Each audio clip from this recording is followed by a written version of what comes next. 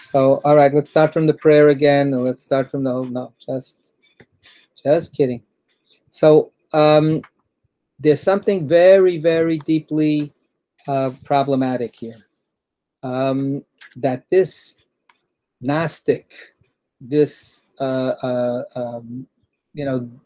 dualistic dark and light battle is located right there, right in Rivka's womb. Rivka's womb is none other than the womb of God, none other than the womb of Shekhinah. So the mystery of this contest between good and evil is, again, we've had it a few times already, it's rooted within God, within God's very being, and within God's development, within God's own unfolding. Yeah, let's see how this keeps going. Vayitrotzetzu. Vayitrotzetzu. They jostled. Vayitrotzetzu. Vayitrotzetzu. They jostled each other. They crushed each other, as we say, ritzotz, crush its head. Crushing one another, they split apart. Okay, so we have this extreme picture of the battle, and they are almost drawing blood from each other. They're smashing each other to pieces. They're crushing each other. When it says "crush its head," this is a saying when you see a snake on the ground, then stomp on it and crush its head. So, and we'll get to the snake in another second. So, by Vayitrotzetzu, which simply means they jostled, they struggled with each other. Now the Zohar is taking it with the sense of ratzotz, to smash to pieces, to crush to smithereens, and they're doing this to each other. Each one is giving as good as they get. Each one is smashing the other one, and in that smashing, they split apart. So let's follow along the symbolism. Let's follow along the thought process that we have here. It's in this battle that good and evil finally are able to separate. Right? There's an image here. After all, they're constricted. They're within the womb. They're brought completely within each other's space, and they're wrestling. And of course, later on, Jacob will be the great wrestler. Right? He'll be Yisrael. He'll be the one who wrestles with God and who becomes victorious. Whenever we see wrestling images, they're often used, they're often, visually speaking, hard to distinguish between copulation images, between two people who are embracing each other, who are in an erotic union with each other. And this has been, a visual theme throughout, artistic history. And there's something very, very intimate about that kind of battle. When we said Bikirba is Bakrav Hashem, Bikrav Hey being Hashem, God. Krav is, as I said before, Krav means also to come close, right?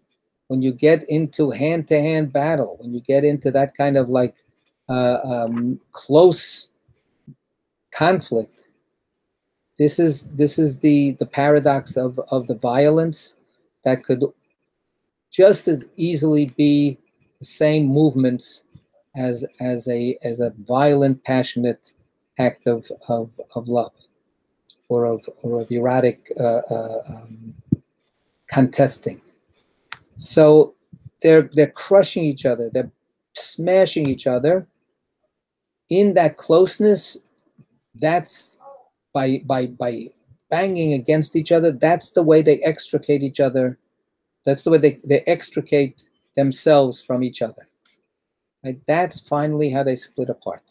So we have here, again, a very painful and extreme dramatic image of the separation of light and dark, of the separation of good and evil. this image of them being in close connection with each other. And then in order for there to be a separate standing for good, there needs to be a fight to the death, so to speak. There needs to be a fight to separate the two of them from each other. And just to keep on repeating, this is happening within the womb or within the bowels, within the kishkes of the divine. Yeah. Come and see. Come and see. This one, the side riding the serpent. That one, the side riding the sacred, perfect throne, on the side of the sun performing with the moon. Okay. So this one riding the serpent, who's that? Esau. That's Esau, right? The serpent is bad guy, right? And the other is Jacob, is Yaakov, right? But they are pictured now as riding different entities. Right? Esau is riding the serpent, and Yaakov is riding the throne, the upper chair that is divine, sacred and perfect. The word riding, what does that come from? So in Hebrew it's lirkov, right? Rochev, sus v'roch bo rama bayam. We say in the song at the Red Sea that God hurled down the horse and its rider into the ocean, into the sea, right? So the riding is the idea of leading and directing the serpent or directing the throne, but riding, and the word rachov also is going to be echoing, for those who know Hebrew, the word merkava, right? The word merkava is a chariot, right? And that's what it is. A chariot rider is a person who rides the chariot, and the chariot is the vehicle of riding, the vehicle that is ridden. But riding also, and the merkava, the chariot, is of course a term that we know from Ezekiel as a vision of the divine realm up in heaven, the various aspects of God and the attendant angelic beings that are around God. Yeah, Len. Is there some phrase where God is depicted as a cloud rider, or rochev shekamim? Rochev shechakim. Yes, God rides the highest heavens, right? In modern Hebrew, the word shechakim is used in the Hebrew translation of skyscraper, right? Gorej shechakim means that the building that scrapes the highest skies. So we have that. We also have rochev ba'aravot, right? That God rides up in the wildernesses, the spaces up above. So yes, God rides the chariot. God rides the merkava that Ezekiel envisions at the beginning of his book. The word ride also has an erotic sexual association as well. So to ride here also means the copulation, Esau with the serpent, and Yaakov with the throne of God. Who is the throne of God? Not what is the throne of God, but who is the throne of God?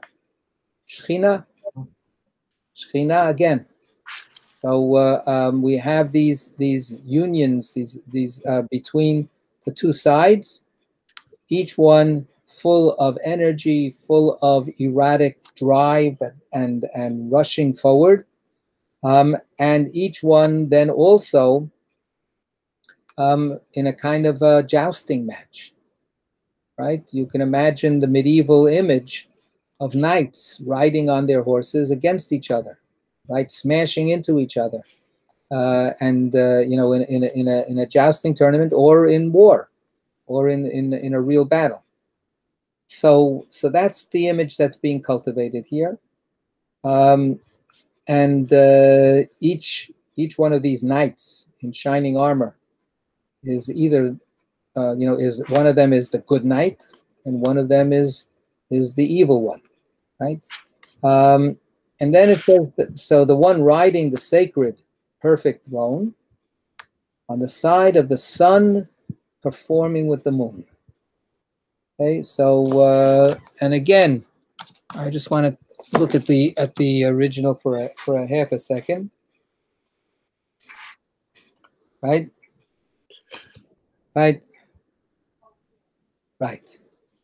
So it says besitra deshimsha leshamsha besihara. There's a play again, a languagey kind of pun, where the word for sun is shimsha, but the word performing, I think well chosen here as the translation, is also the word tashmish, which means copulation again, which means sexual union. So the sun performing with the moon is Jacob, is the sun forming with Shechina. Right? Again. So there's the union on the side of the divine, and on the other side is the union of Esav as some kind of divine force, some kind of evil force, copulating with the dark side, with the Sitra Achra, with Satan, with the Malach HaMavet, with the serpent. Right. So this is the clash. Okay. Okay. Let's. Any comments? Any other remarks anybody wants to bring out here? Okay. Let's go. Comment C. Since Esau was drawn after that serpent, Jacob dealt with him tortuously like a serpent who was cunning. As is said, now the serpent was sly, cunning. Jacob acted toward him like a serpent necessarily, to draw Esau after the serpent, so that he would separate from him and have no share with him, in this world or in the world that is coming. We have learned, if someone is coming to kill you, anticipate and kill him first. Okay, so this is a famous Talmudic teaching. This is the idea of self-defense, proactive self-defense, that you don't have to wait for the other person to fire the first shot. If it's clear to you that this person is coming to kill you, then get them first. Okay, yeah, Len. Is that the same as the Din Rodef? Yeah. Well, it's a part of it. It's a part of it. I mean, the Din Rodef also applies to other people. This is actually, to use a terrible, maybe I hope inaccurate analogy, this is stand your ground. This is when you see somebody coming to threaten you, you can stop them first, right? You don't have to wait, to turn the other cheek, so to speak. You stop them before they get to hit you to begin with. Of course, we're talking again, it's all proportionate. If they're going to try to kill you, you can kill them. And that's self-defense. Rodev goes beyond that. Rodev says if somebody's running after somebody else, then you're allowed to try to save that other person, that third party, by whatever proportionate means are necessary. And if you can stop them by, holding on to them, if you can stop them by breaking their leg, that's what you're supposed to do. But if the only way you can stop them is by killing them, then you're within your rights to do that. It's a little bit different than this particular rule, which is about, like I say, immediate preemptive self-defense. So what's the self-defense? The self-defense that we're imagining here is very scary. Right? What's being imagined here is the possibility of the good being murdered by the evil. And to make that just a little more extreme, again, where is this taking place? Within the womb of God.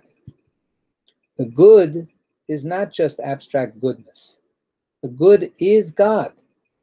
The good is Yaakov, who is an instantiation of God in God's most beautiful form.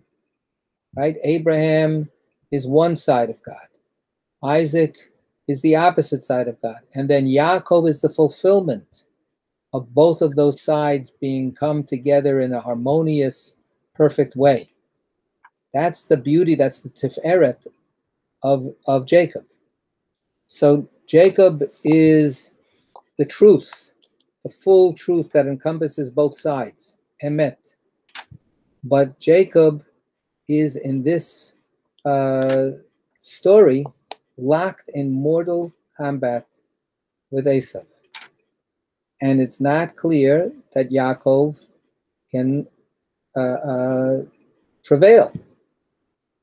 What it ends up having to be necessary for Yaakov, according to this paragraph,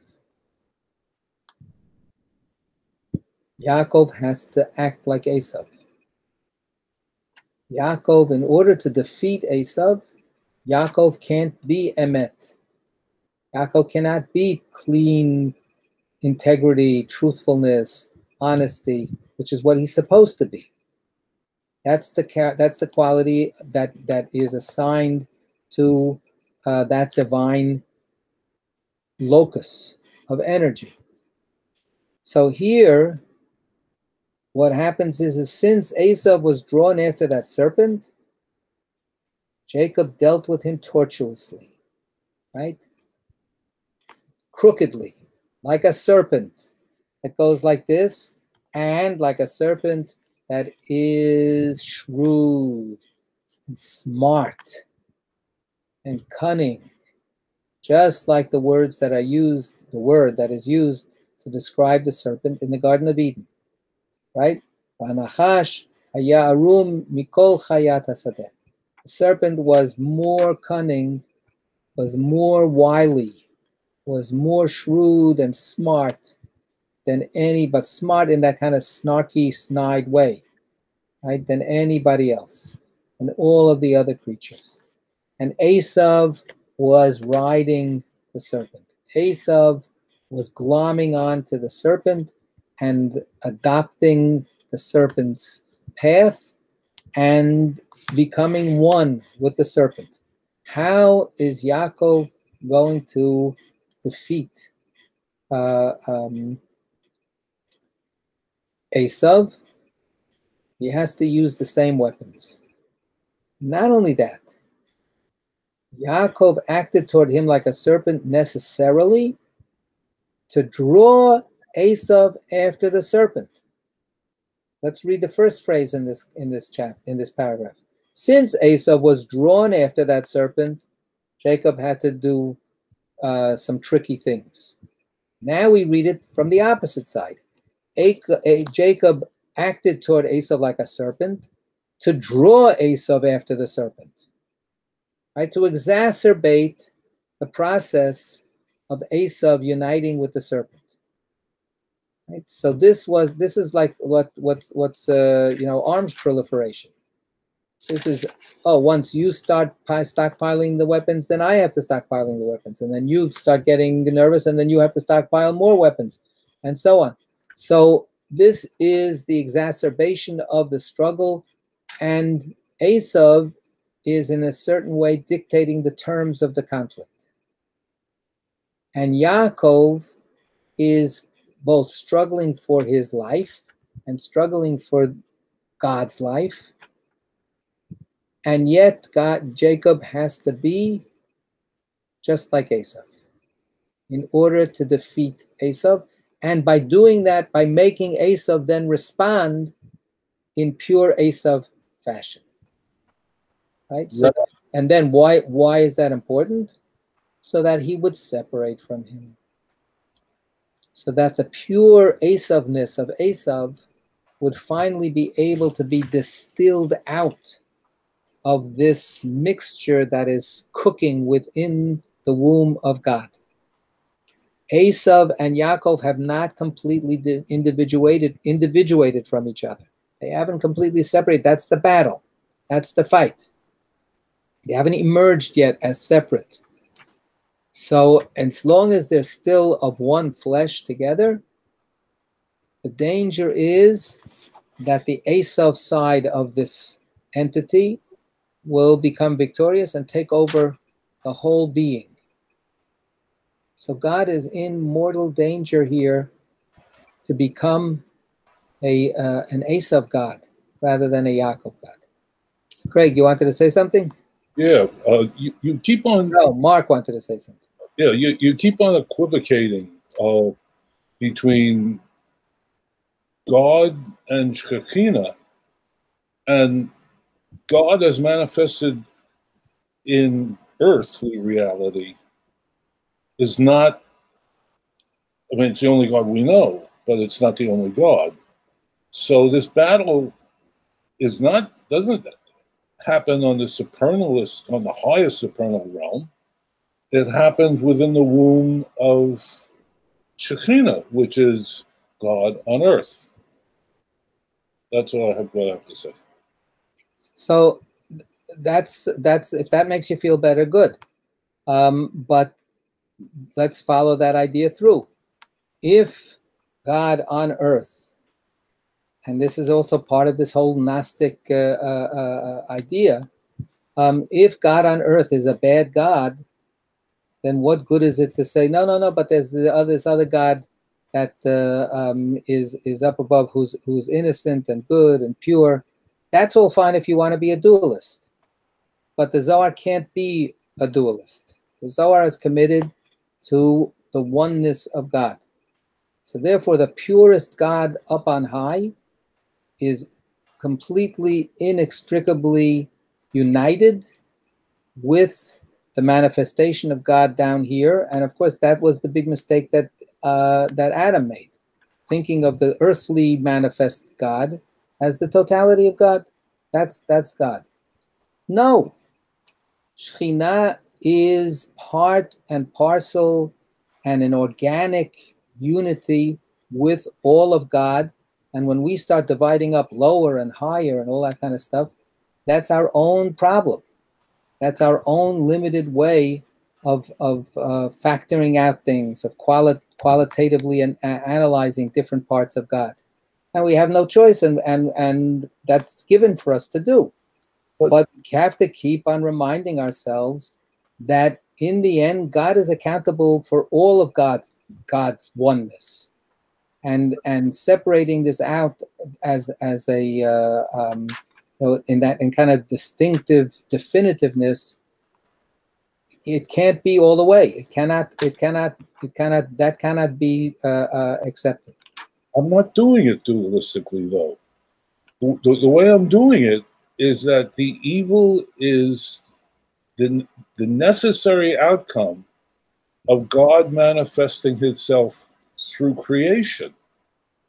So that still enables you to distinguish evil as a necessity in creation as evil as a necessary aspect of God, because God can choose not to create the world. So, but that clean-cut distinction, even between good and evil, is not what is being presented here. What's being presented here is much more radical. That the clean-cut distinction was itself won at considerable cost. It had to be fought for within God. It had to be separated out the way alchemists would separate out the dross from the pure, wonderful, whatever it is that they were looking for, and the way any metallist would separate out the gold from the dross. This is what's happening here. The starting material, this is what the Zohar is not, shirking. The starting material is all divine material, and it's not clear yet that God will simply follow that, necessary proposition. Well, for the sake of creating the world, we're going to have some evil in there. It's a presented here. This is this text. This text is that end result comes out of a huge fight, and the result of that fight was not guaranteed at the beginning. And the way that God has to separate out the good from the evil, even though the evil ends up getting born into the world for sure, the way that God does that is by, in a certain sense, betraying God's own self. The Jacob part of God becomes Esav in order to trick Esav to get out of the way. The Jacob side of God within the womb of... And then afterward, because that's what the Zohar is trying to explain away. Why does Jacob act like such a cunning SOB? Occurring within the womb of Rebecca. And the womb of Rebecca is Shekinah. And Shekinah is God manifested on earth. Not yet. They're not born yet. No. That's what I'm saying. You can't keep it so distinct. This is Shekhinah is, as we identify it, is the part of God that is manifest on earth. But right. Guess what? If God decided not to create the world, then Shekhinah is still part of God. Wow, that I don't understand at all. But I'll leave it. Forget about it. I tried, and it didn't work. All right, we'll come back to it.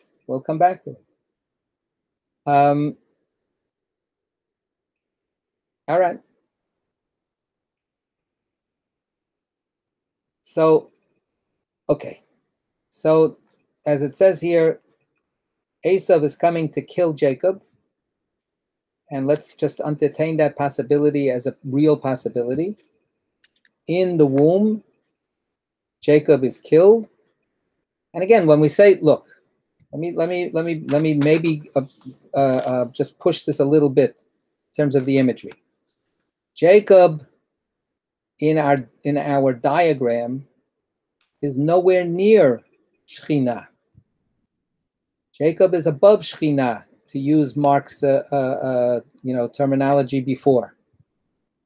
That's why it's not adequate to think about it just in that kind of diagrammatic way.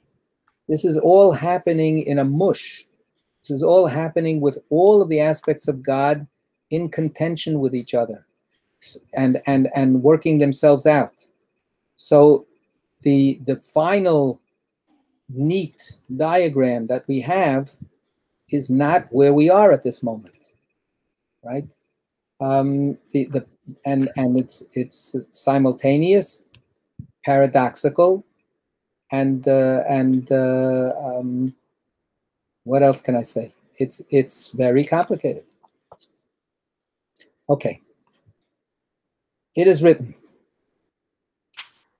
It is written, in the womb he healed his brother, hurling him down to that heel, as is written, his hand gripping Esau's heel, laying his hand on that heel to subdue it. Okay, so now we come to the next part, this whole thing, which of course will become, as we will see when we turn the page, the Akev Esav, which will become the word and the feature of this story that gives Jacob his name. Right. So now what we see is that Hosea talks about the fact that Yaakov akav et achiv, and he says that not as a compliment. He says this as, that dishonesty, that crookedness, that betrayal of your own brother. Boy, the Jewish people have a lot to answer for. And now we say his hand gripping Esav's heel. This is at the birth moment, right? That when the two babies are finally released into the world, he's holding on to Esav's a cave, right? And laying his hand on that heel. So now, why is he doing that? So according to this suggestion, he's doing that to subdue it. This is part of the fight. This is part of the battle. Yaakov's hand, which again, physically speaking, the hands are up here. The hands are part of our human dignity, part of our human sense of working and so on. The hand of Jacob is trying to subdue and take over and control the akev, the heel, the lower extremity, the part that, of course, we know also from the serpent, right? The serpent will try to bite you in the heel, right? The serpent, and then you use your heel to smash the serpent's head if you can. The heel is your lowest extremity. The heel is what wallows in the dirt. The heel is what gets dusty, and the heel is what has to be washed whenever you come into the house. So Yaakov has a hand, and Yaakov's hand is also understood by many commentators. The hand is a place, right? Something that is at hand, something that is available, something that is graspable. Your hand is what takes possession of things. So Jacob's hand is trying to defeat, to subdue Esav, who is defined as the heel. So we have a little bit of a flipping, right? It ends up being that the word akev is actually essential to the identity of Esav, even though it ends up giving Yaakov his name. Right? And this is part of what the Zohar is saying. Yaakov becomes Yaakov because he has to mess himself up with the heel of Esav. Otherwise, Yaakov should have been Yisrael all the way from the beginning. Rabbi? Yes. Are you using the word arcade with a dalet as well? No. Just arcade with a vet. Right. Okay. Ayin kuf vet. Okay. Like Yaakov. Okay. It was a little hard to hear. I thought I heard both. Go Right. ahead. So if you look in the verse, in Chumash, this is verse 26.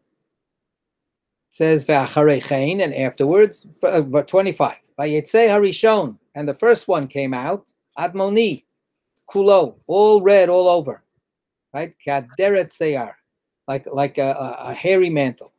Vayikru'u shmo Esav, so they called him Esav.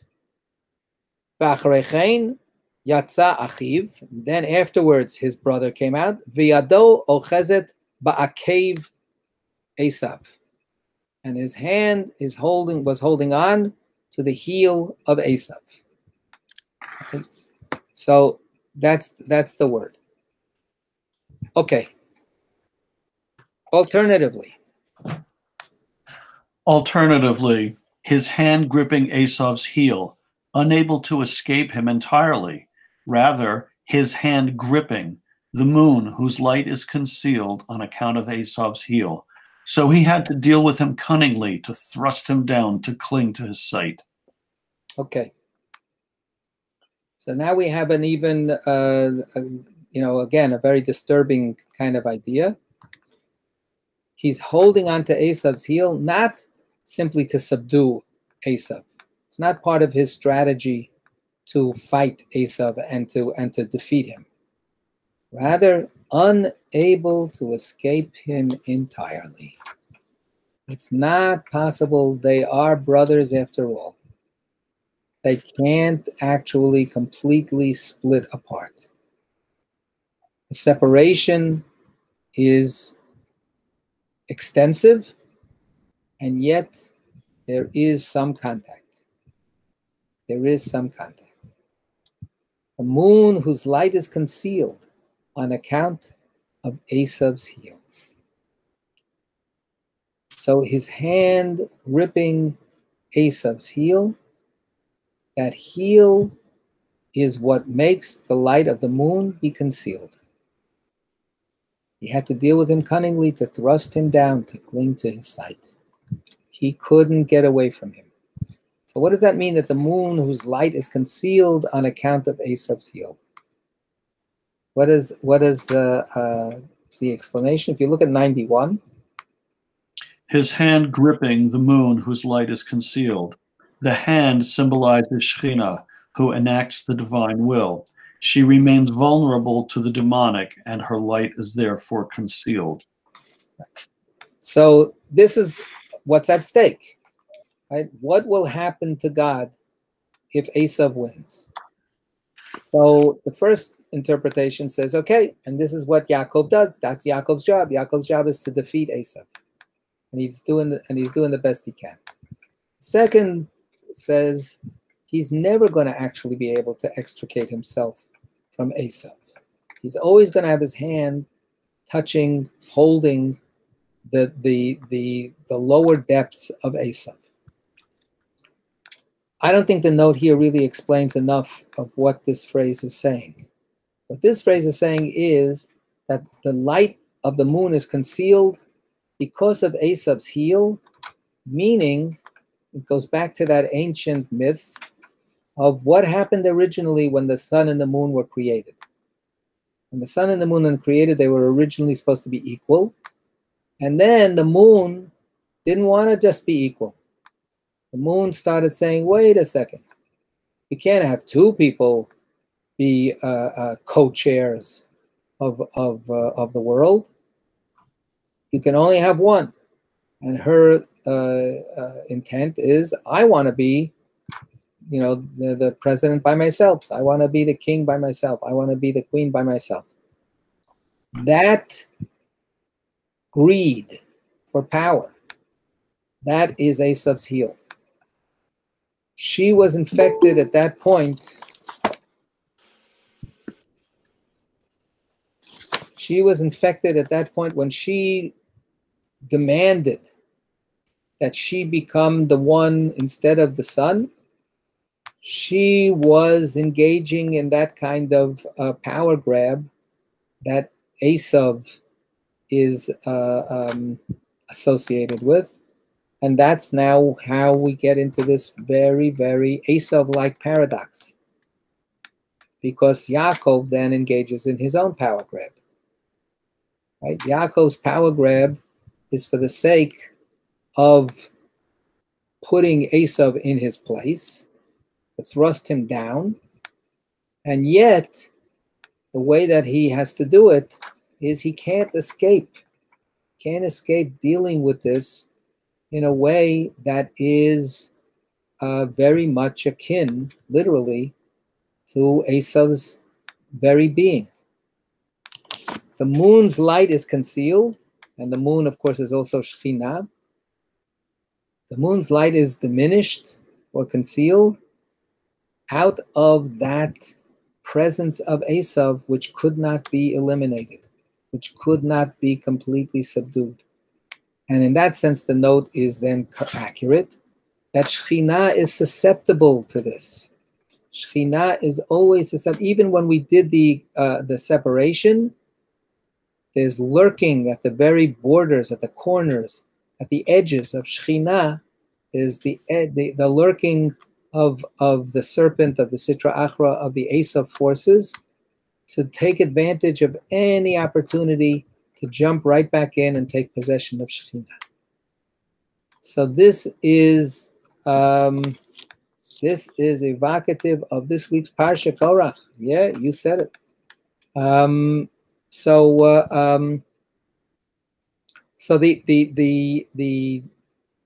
the dark, what can I say? The dark drama and the dark features of reality with a capital R. Reality before we get to the world being created. Reality within real reality are almost in this sense that the Zohar is speaking here, almost unavoidable.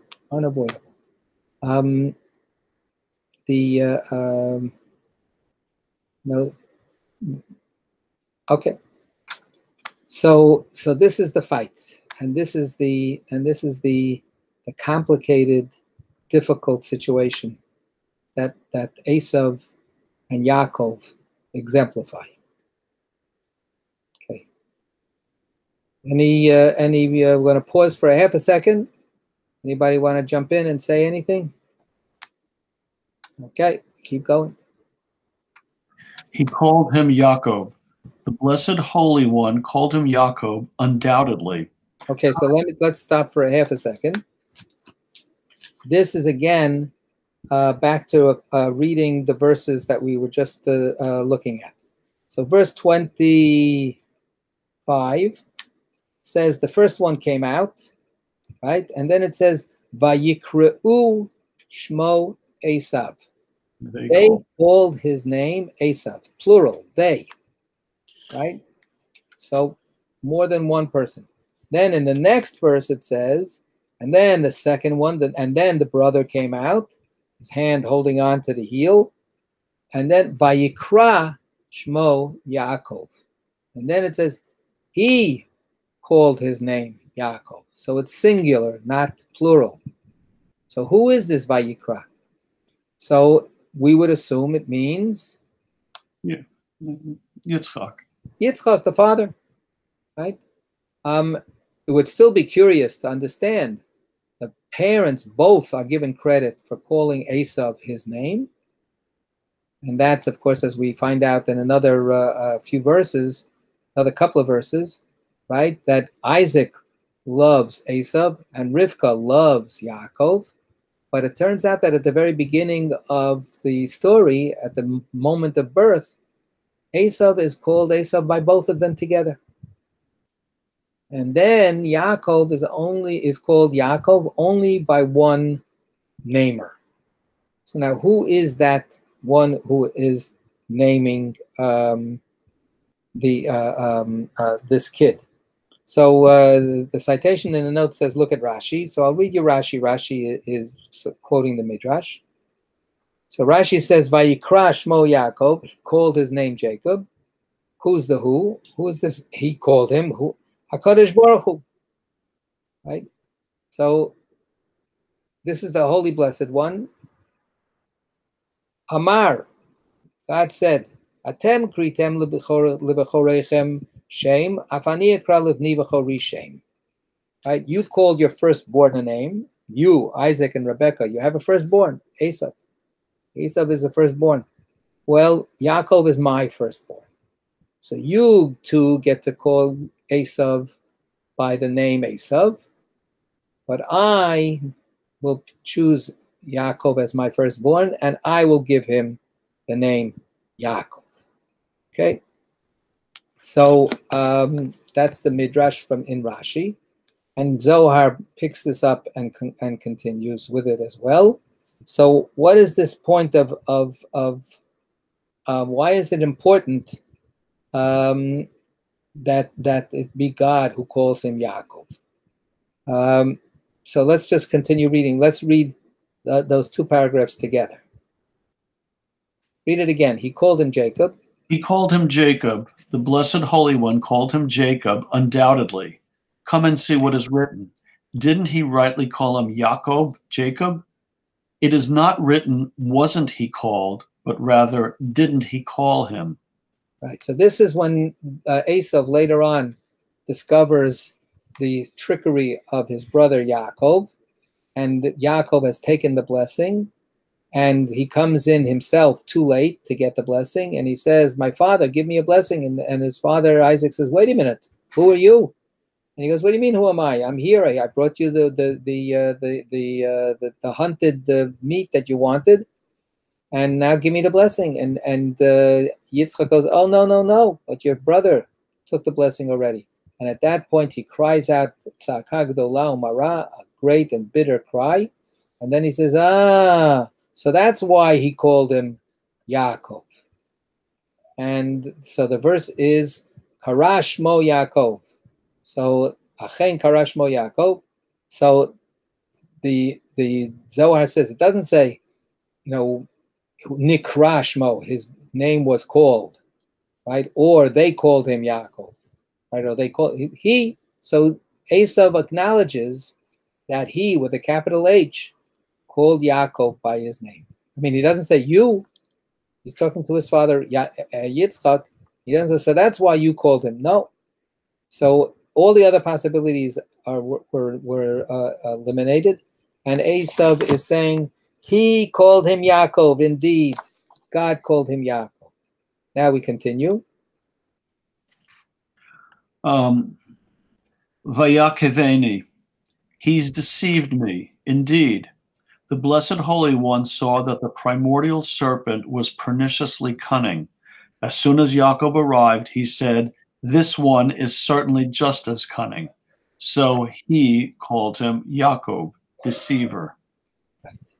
So this is a double deception. Yaakov is a deceiver, and God is a deceiver. God is calling Yaakov Yaakov because God appreciates that Yaakov will be the deceiver. Of course, the HaKadosh Baruch Hu is another name for Yaakov. Right? The HaKadosh Baruch Hu is usually associated with that aspect of divinity, which is exactly the place that Yaakov occupies. So this is the Blessed Holy One saying, "Yep." In now the fight is we're up to round 2.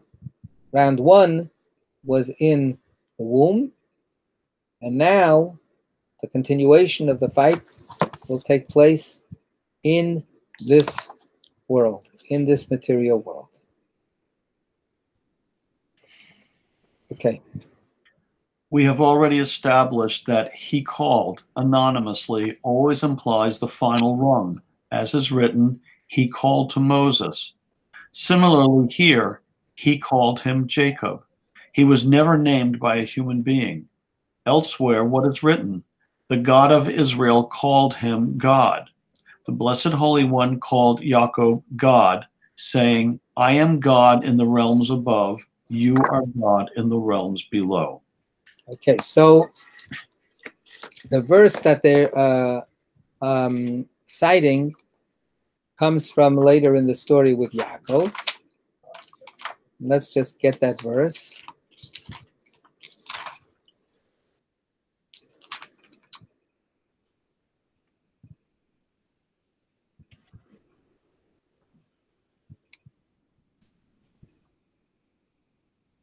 And I'm not in the right chapter. And there we are.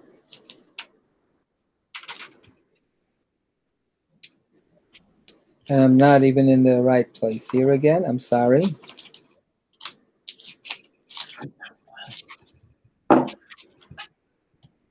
Okay.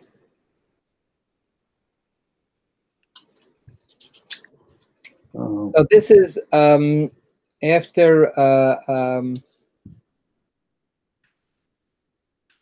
Jacob is able to elude Esav, right? When they meet after 20 years of Yaakov's staying with Lavan, and then we had the famous encounter, and Yaakov is very scared that Esav is going to do something to him, and Esav is very conciliatory and so on. And then he moves on, and he gets to Canaan, and he comes to Shechem, right? And this is going to be the setup for the later story, which is so notorious. But then it says, verse 19, he bought a piece of field, a piece of land, and that's where he set up his tent. And then it says, Vayatsev Sham Mizbeach. He set up, this is verse 20, chapter 33. He set up there an altar. Vayikra lo El Elohei Yisrael. Right? And he called it El, God, the Almighty of Israel. So the problem is, what is the called it? Who is he and who is it? I mean, or him. Lo is him. He called him. In the regular translation, we say he called it. He called him Mizbeach. He called the altar something. he named the altar or he named the place something. That's the regular meaning. What do we have in the, somebody has the English translation? How do they translate it?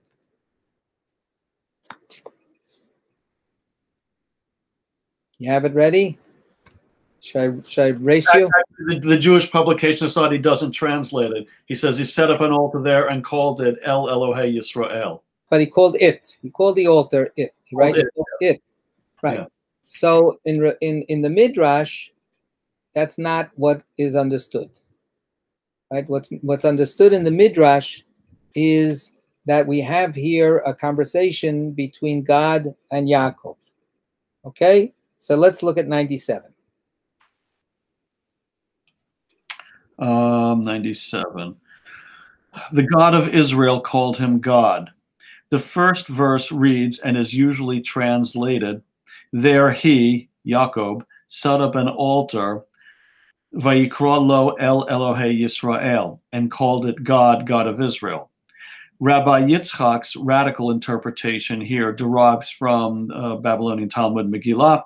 Rabbi Achaz said in the name of Rabbi Elazar, how do we know that the Blessed Holy One called Yaakov God? Because it says the God of Israel called him God.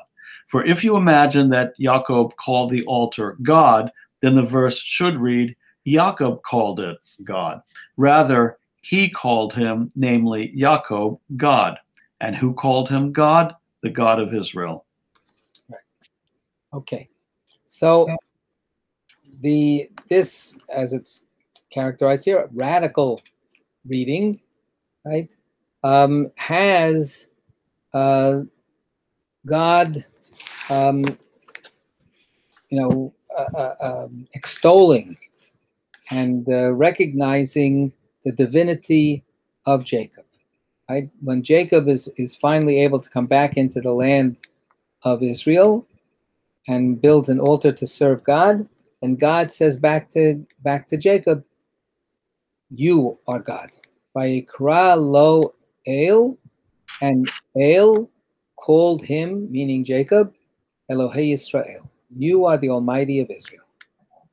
Yashakayach. Right? You made it. Right? So this is God's acknowledgement and deification of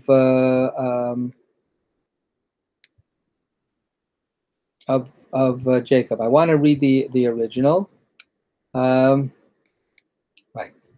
So the last phrase is a phrase that also comes from Midrash. I am God in the realms above. You are God in the realms below. So we should know that this reading is not the only reading. Who is the God in the realms above? This gets back to Mark's, remarks before about the upper God, the lower God, or the God of earth versus the God up above in the godly realm. I am God in the realms above, and you are God in the realms below. Does this refer to the upper three sphero, above, the ones above which we really can't? No. This is about God being God in God's own world, and you are God in this world. In this world down here. That would almost make Yaakov being Shechina, which we don't usually think of. Right. So this is where we get into the mushiness again, and we shouldn't be so strict in keeping every piece of God separate from every other piece of God, because God really is one.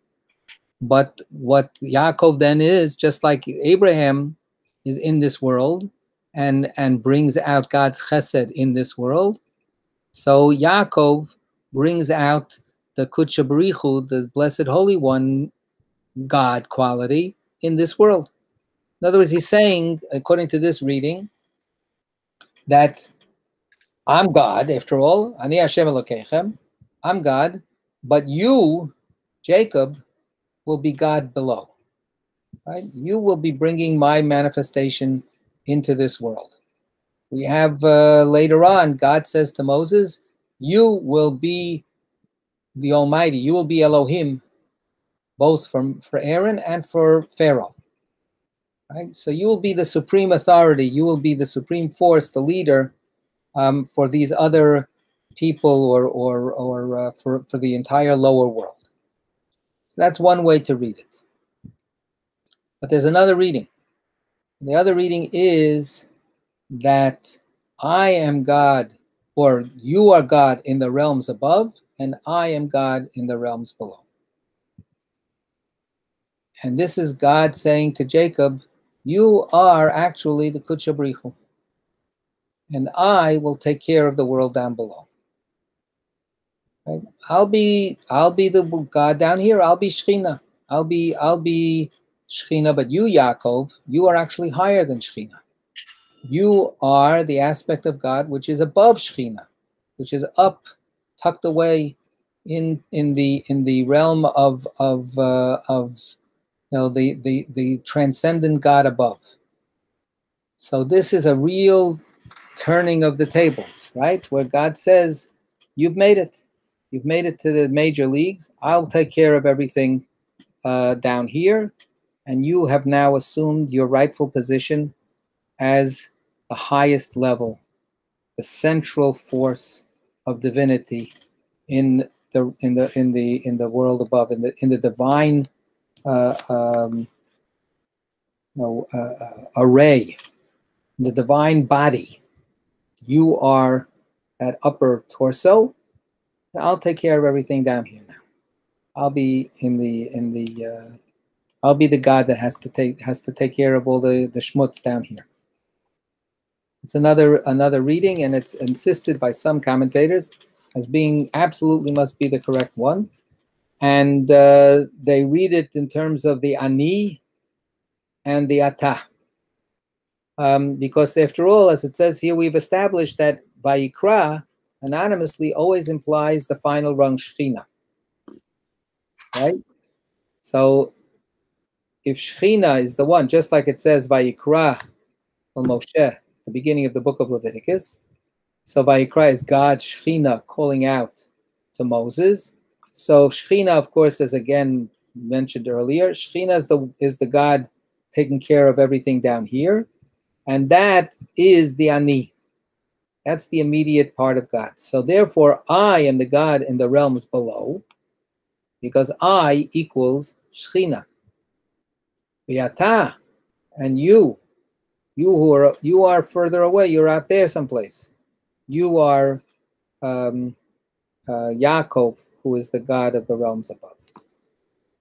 So two different ways to read it. Either way, it's shocking and very, very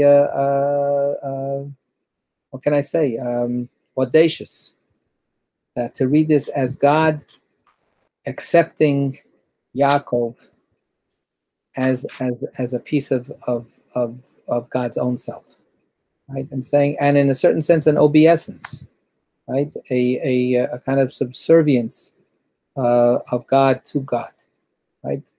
When you call out to and say that you are my God, this is, after all, an act of worship. Right? Very stark. Okay, we're going to conclude at this point right now, and that's it. Okay. Yeshua. Sei gesund und stark.